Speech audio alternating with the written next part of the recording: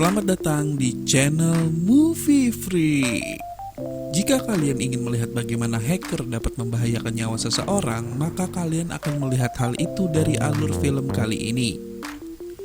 Dengan judul Dark Web Unfriend yang dirilis tahun 2018 dan skor rating 6 di IMDb. Walau skornya terbilang rendah, bagi gue film ini tetap seru untuk ditonton, apalagi kalau kalian suka dengan film tema screen life seperti film Missing dan Searching. Buat yang udah penasaran, kita tonton aja langsung alur filmnya.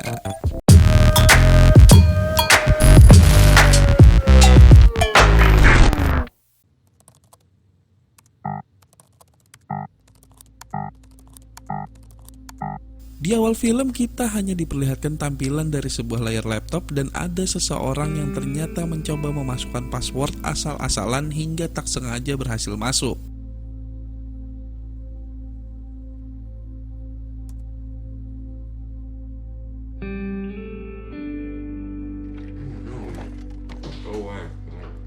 Cowok ini bernama Matthias.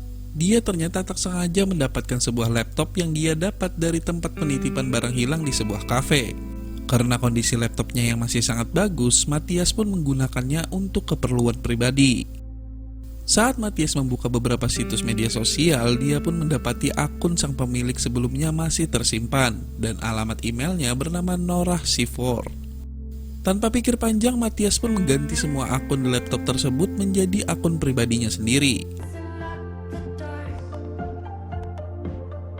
Saat ini, Matthias memang butuh laptop ini untuk mengembangkan sebuah aplikasi yang bernama Papaya.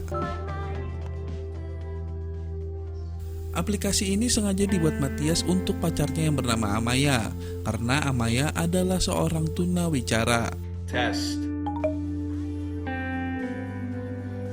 Dengan aplikasi ini, Matthias bisa bicara seperti biasa dan aplikasinya akan mentranslatekan menjadi bahasa isyarat secara otomatis. Selanjutnya, Matthias pun menelpon Amaya menggunakan video call yang ada di Facebook dan menunjukkan aplikasi ciptaannya. So I haven't ironed out all the bugs yet, but can you understand it? Tapi entah kenapa Amaya malah terlihat marah. Karena Amaya menggunakan bahasa isyarat, Matthias pun menjadi kebingungan.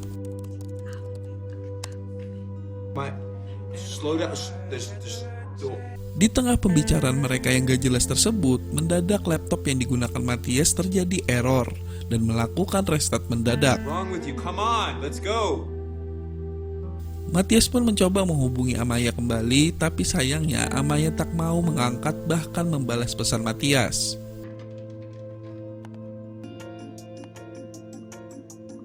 Tak lama kemudian, Matthias mendapatkan telepon grup dari teman-temannya di aplikasi Skype. Ternyata mereka sering melakukan telepon grup untuk bermain dan mengobrolkan hal-hal yang tidak penting. Tapi di tengah pembicaraan, laptop Matthias terjadi error dan melakukan restart lagi. Lalu Matthias melihat sebuah notif dari Facebook yang ternyata berasal dari akun Norah. Karena penasaran, Matthias pun mencoba masuk ke akun Norah dan dia mendapati berbagai pesan.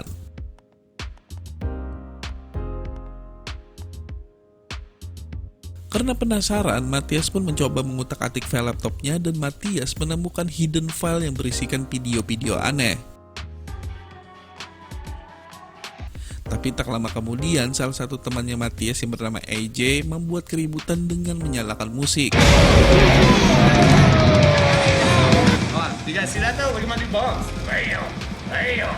Pembicaraan pun dilanjutkan dengan kaum LGBTQ yang bernama Nari dan Serena. Mereka memutuskan untuk menikah dan hal tersebut berhasil mengejutkan teman-temannya.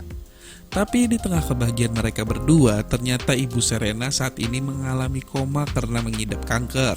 Serena, is your mom excited? The cancer's progressed, so it's... Tak lama kemudian, Matthias mendapatkan pesan Facebook lagi di akun Norah. Seorang wanita yang bernama Erika dan menuduh Matthias mencuri laptop milik Norah. Karena kesal, Matthias pun membalas pesan tersebut dan ternyata orang yang membalas pesannya adalah Norah sendiri.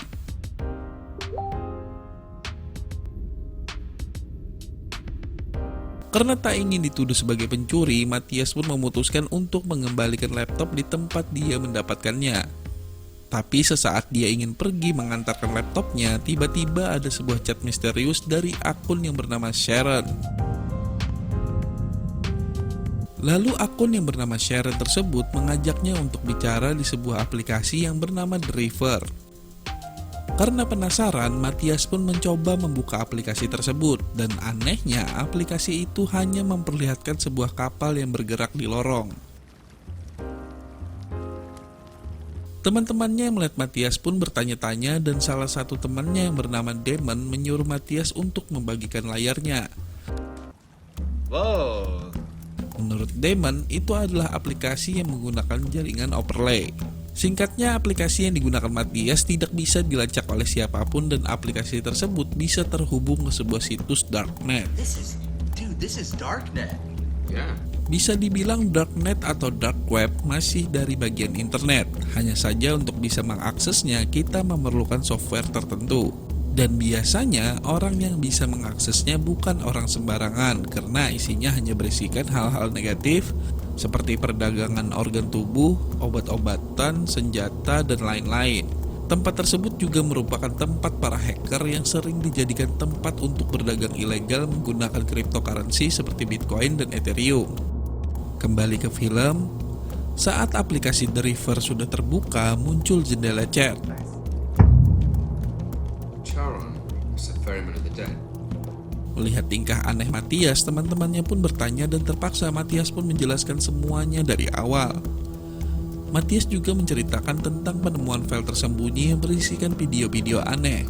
Karena mereka semua penasaran, Matias pun disuruh untuk membuka file videonya satu persatu.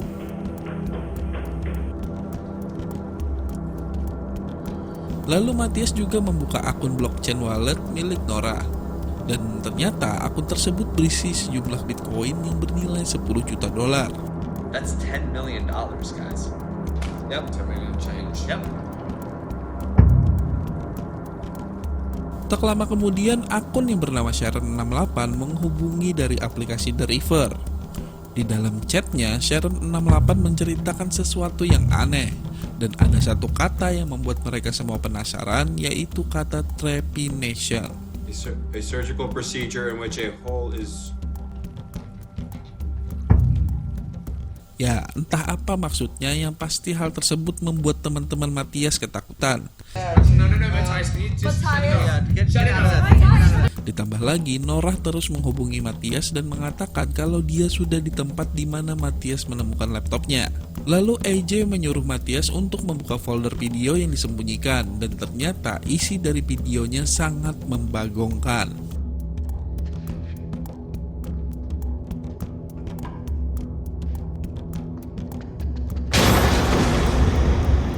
Ternyata semua video berisi penyiksaan serta penculikan para wanita. Dan di salah satu video yang bernamakan Erika, terlihat seseorang yang masuk ke kamar seorang wanita bahkan memperlihatkan sebelah wajahnya dengan jelas.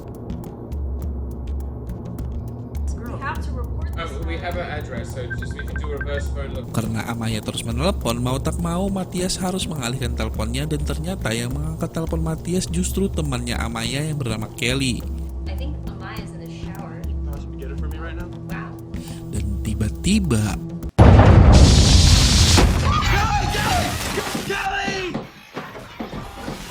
ya, ada seseorang yang tiba-tiba menyerang Kelly dari belakang, dan dia ternyata adalah Norah.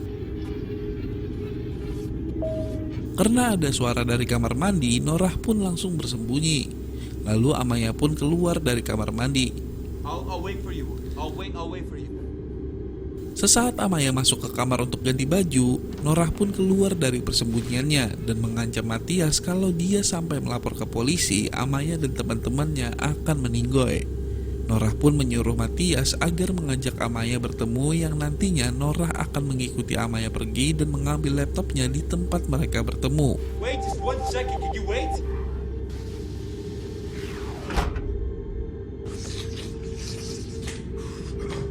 Kini teman-teman Matias pun menjadi semakin panik, dan Nari berniat untuk melaporkan semua yang dia lihat tadi kepada polisi.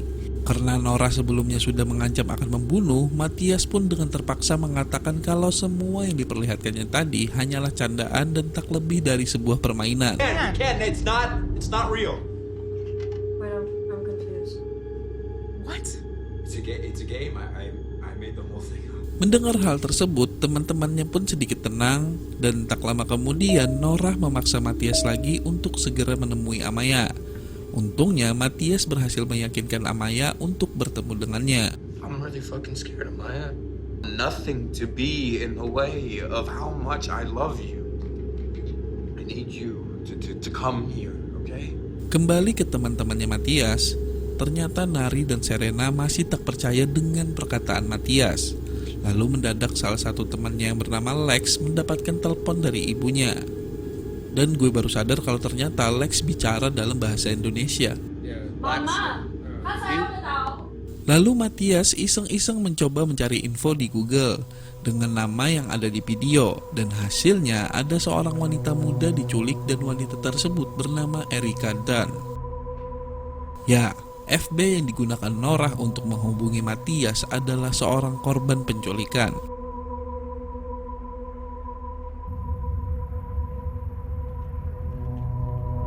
Tak lama kemudian Matias memiliki ide untuk membuat akun blockchain wallet. Karena Nora bisa mengawasi pergerakan Matias lewat laptopnya, Matias pun mengancam balik dengan mentransfer semua uang Nora ke dalam akun pribadinya.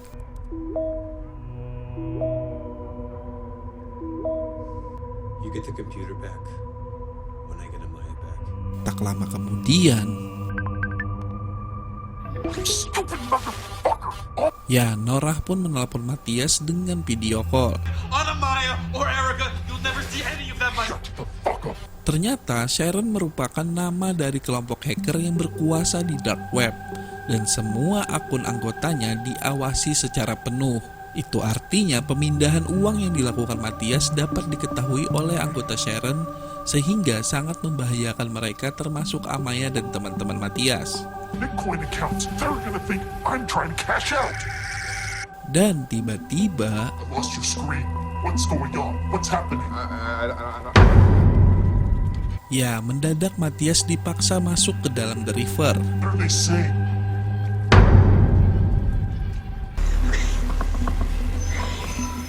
Listen to me.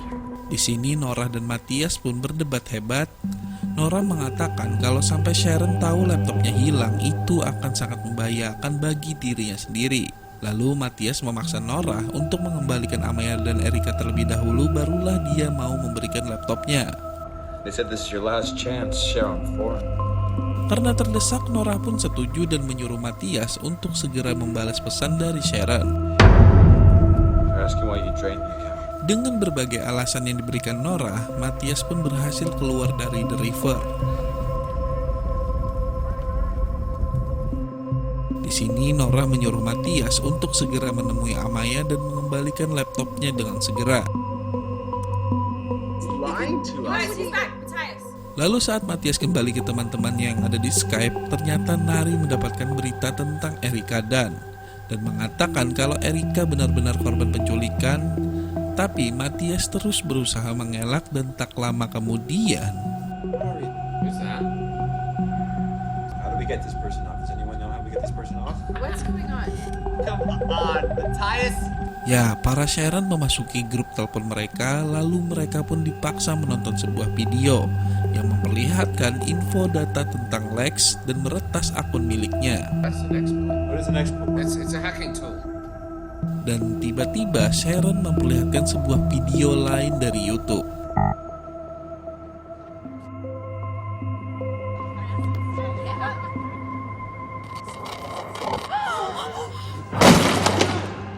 Ya, seseorang telah mendorong Lex dari atas gedung. Mereka pun melihat sosok Lex yang terkapar di lantai. Was that Lex? Matthias, please talk to us. This is just. Tak lama kemudian, Amaya pun menghubungi Matias. Karena khawatir, Matias pun menyuruh Amaya untuk terus menelpon. Di sisi lain, Nari pun semakin ketakutan dan dia berniat untuk menelpon polisi. Karena sudah terdesak, Matthias pun terpaksa mengaku. Bullshit, okay? I have had enough. I swear, if you don't start talking. Guys, it's real! The whole thing is real! Wait. So there is no game. This is all actually happening. Kini semua Sharon sudah mengetahui info tentang mereka. Matthias pun meminta teman-temannya untuk terus online agar mereka tetap aman. Lalu salah satu teman Matthias yang bernama Damon meminta akses penuh untuk masuk ke laptop Nora, sehingga dia bisa membackup semua data dan mencari ide lain. So that when she lose connection and when she went underground, then I could tell you guys what was fucking happening, alright? Tyus, give me access to laptop. System preferences, users in groups.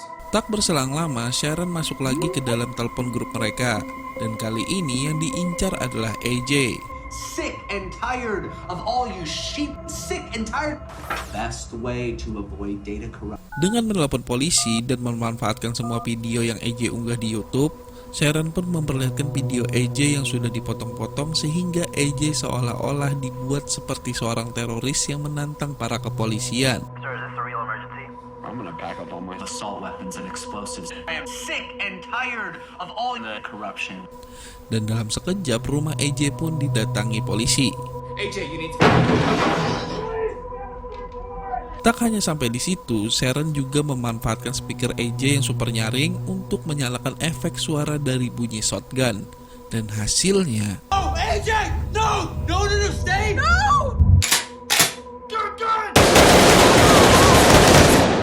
Ya, AJ pun meninggoy saat itu juga. Serena yang emosi pun mengatakan kalau saat ini Nari sudah pergi ke kantor polisi dan akan melaporkan semua kejadian tadi. Ya, kini giliran Serena yang diincar.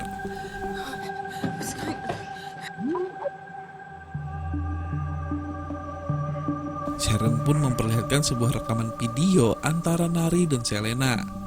Ternyata Nari dan Selena mendapatkan pertentangan dari orang tuanya masing-masing. Ya iyalah. Ditambah lagi ibu Serena yang saat ini sedang di rumah sakit dalam keadaan yang sangat kritis. I don't want you to have to choose. I don't want you to have to choose. Lalu selanjutnya Sharon memperlihatkan CCTV di stasiun kereta. Terlihat dengan jelas Nari yang sedang menunggu kedatangan kereta. Ditambah CCTV dari ruangan ibu Serena yang sedang dirawat. Lalu Sharon pun memaksa Serena untuk memilih antara Nari atau ibunya.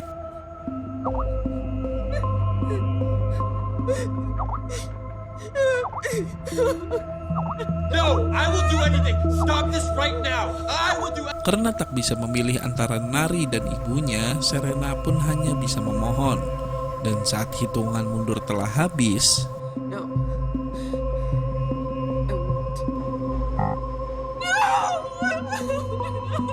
ya akibatnya kini ibu Serena menjadi korban. Dan berikutnya adalah giliran Nari. No! God damn it! Setelah semua selesai, kini Serena pun menjadi korban juga. Sedangkan Matthias dan Damon hanya bisa melihat dari balik layar. Out of there right now. Get out of there. We need to get out of there right now. Matthias pun mencoba mengajak Sharon bicara dan kini Matthias hanya bisa memohon untuk keselamatan Amaya. I'll delete everything. Lalu selanjutnya Amaya pun menelpon Matthias dan mengatakan kalau dia sudah sampai di stasiun. Matthias pun menyuruh Amaya untuk pergi ke taman yang dulu pernah mereka datangi saat berkencan. Selama Matthias menjemput Amaya, Damon tetap berada di rumahnya dan terus menunggu sampai semua file video yang ada di laptop Nora berhasil dia pindah. Ternyata Damon memiliki caranya sendiri. Dia memperlihatkan secari kertas yang berisikan koordinat di mana semua korban-korban yang berada dalam video. Dan Damon menggunakan hal tersebut untuk mengancam balik Sharon. Lalu Sharon pun menanggapi ancaman Damon dengan memperlihatkan gambar dari penculikan Erika Dan dia mengedit wajah si pelaku menjadi wajah Matthias.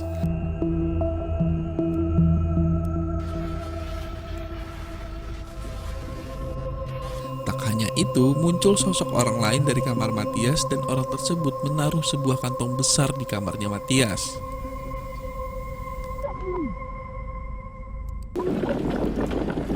Damon, what's up? Kini Damon mengerti apa yang sebenarnya terjadi. Semua yang terjadi dari awal memang sudah disetting. Laptop yang jadi permasalahan memang sengaja ditinggalkan dari awal, dan saat Matias mengkoneksikannya dengan wifi di rumahnya, dari situlah Sharon mampu mengontrol semua yang terhubung ke internet. They're setting us up.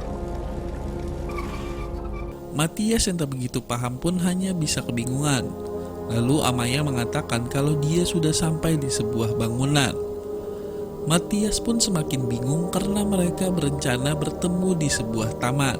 Dan ternyata semua ini sudah diatur Sharon. Dengan memanfaatkan aplikasi Papaya, Sharon merubah lokasi pertemuan menjadi di sebuah bangunan tak berpenghuni. No, Amaya. No. Lalu Sharon juga memperlihatkan keadaan Damon yang saat ini sudah digantung oleh seseorang dan dibuat seolah-olah sedang melakukan bundir. Sharon pun meninggalkan surat wasiat yang menjelaskan kalau semua video yang sudah dia copy dari laptop Nora merupakan hasil kejahatan mereka bersama teman-temannya. Lalu layar pun beralih lagi. Kini di layar terlihat sosok Amaya yang berada di sebuah bangunan. Dan tiba-tiba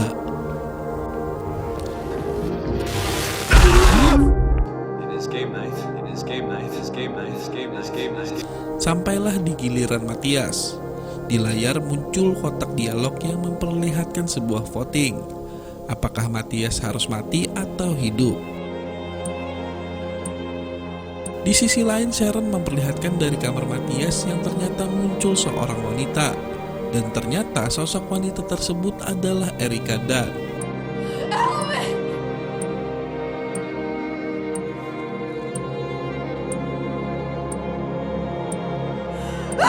Kini tinggal Matias seorang diri. Lalu Sharon pun memperlihatkan CCTV di jalanan. Terlihat sosok Matias yang terdiam di pinggir jalan. Dan saat waktu voting habis,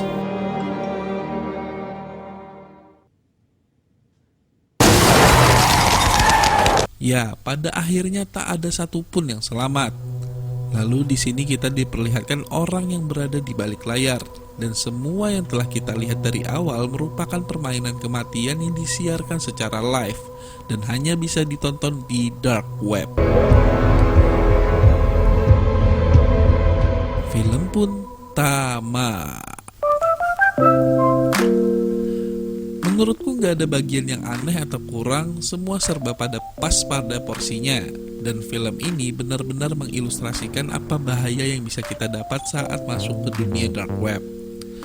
Untuk skor pribadi gue kasih film ini skor 7,5/10. Oke, like aja kalau suka, dislike kalau gak suka, yang penting di subscribe. Kita jumpa lagi di next video. Terima kasih.